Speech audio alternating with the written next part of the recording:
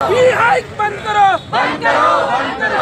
MU administrative मुर्दाबाद, मुर्दाबाद, मुर्दाबाद। एमयू एडमिनिस्ट्रेटिव मुर्दाबाद, मुर्दाबाद, मुर्दाबाद। इलेक्शन रोक दिया गया ताकि प्रोटेस्ट किया जा रहा है, क्या डिमांड?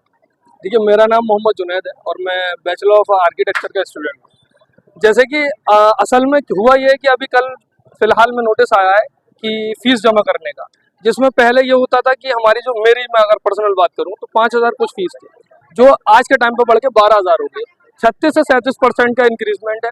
अब जब इतनी फीस इंक्रीज होगी, जो यहाँ जो लोग आते हैं वो एक मध्य परिवार से लोग होते हैं, एक लो बैकग्राउंड के बच्चे होते हैं, गरीब परिवार के बच्चे हैं, जिनके घर वालों का आय स्रोत ही 10,000 15,000 रुपये की उनकी तनख्वाह होती है।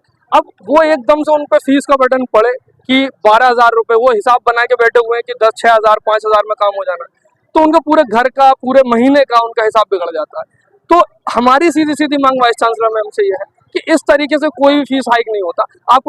आपने फीस हाइक करने के लिए फीस हाइक करी हम सबकी, उसके अलावा सेल्फ फाइनेंस में कोर्सेज देती है जिसमें 40-40 हज़ार रुपये फीस है। इस तरीके से अगर यूनिवर्सिटी चलेगी तो कहाँ जाएगी? आपको अगर फीस बढ़ानी है, डिमांड करनी है, तो आप गवर्नमेंट से मांग करिए, यूजीसी से मांग करिए, मिनिस्ट्री से मांग करिए कि हमें फंड दिया जाए। अब ये थोड़ी है कि आप बच्चों के उस पर हाथ डालें कि बच्चों से फीस एक्स्ट्रा लें। डाइनिंग में कोई क्वालिटी नहीं है। क्या लगता है फीस बढ़ाने को प्राइवेट स्कूलों में फीस बढ़ाई जाती है?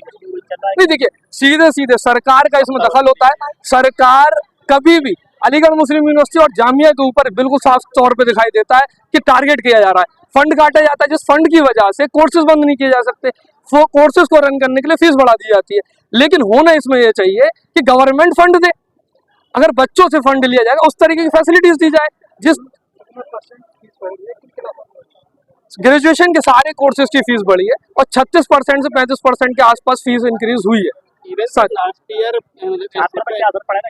छात्रों पे असर, देखिए, मानसिक तौर पे बच्चा जिसे पता है कि मेरे घर की स्थिति क्या है, वो अपने घर से कैसे मांगेगा? उसने अपने घर पे कह रखा था कि मेरी फीस 6,000 रुपये जाती है, अब वो एकदम से 12,000 रुपये मांगे, उसके घर वाले टेंशन में आएंगे। जब क्योंकि उनके घर वालों का जो तनख्वाह है वो 20,000 रुपये, अगर उसमें से 12,000 रुपये बच्चा मांग लेगा तो 8,000 रुपये में पूरा महीना कैसे काटेंगे? तो आपके दौर में जो फीस जो थी पुराने दौर में, फीस को मिनिमम फीस को देखते हुए कितनी % बढ़ी हुई? अगर मैं अपने हिसाब से देखूं तो 50% इंक्रीज है। पिछले साल से 36% है, मगर धीरे धीरे धीरे धीरे इन लोगों ने 50% बढ़ी है। बाकी कोर्सेज सेल्फ फाइनेंस कर दिया। तो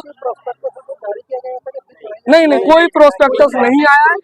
अभी कल ही जो नोटिस आया उसके बाद जब हम लॉगिन करते हैं उस साइट पे, लॉगिन करने के बाद जब हम पहुंचते हैं कि फीस सबमिट करने का, उस पर पेमेंट आता है, उसमें जाकर देखने में पता चल रहा है कि हमारी फीस बढ़ चुकी है।